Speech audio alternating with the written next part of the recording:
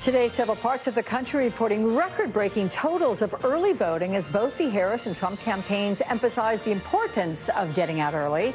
Back with us is Target Smart's Tom Bonier. So, Tom, how does this early vote this time compare to 2020?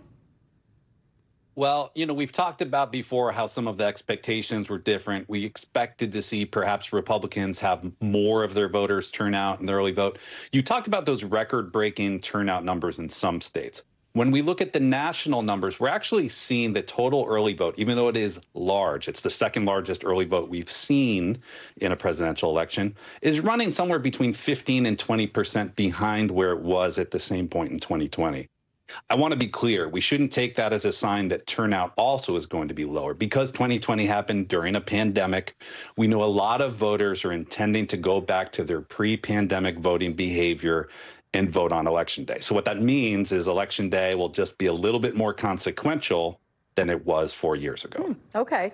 Vice President Harris, as you know, is in North Carolina as well as Georgia today. So let's take a look at those swing states. How are things looking there?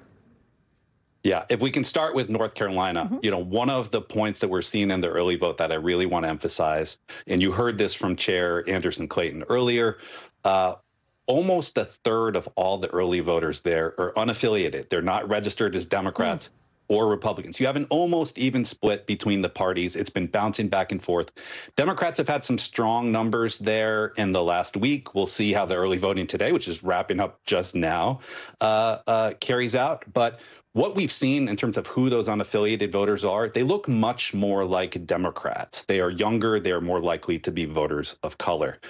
Obviously, the African-American vote is incredibly important in both North Carolina and Georgia. What we know from the polling is that African-American voters are telling us that they're substantially more likely to cast a ballot on Election Day than vote early. So Democrats will be looking for bigger Election Day turnout from African-American voters, really in both of those states.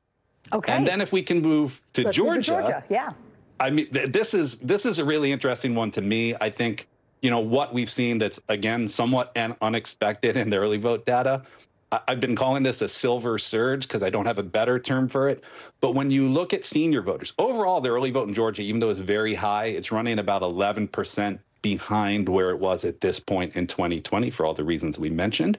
But when you look at older voters in Georgia, specifically older Democrats, you're seeing a 35% increase in just total turnout among these voters. So we're seeing senior Democrats are very fired up at the moment.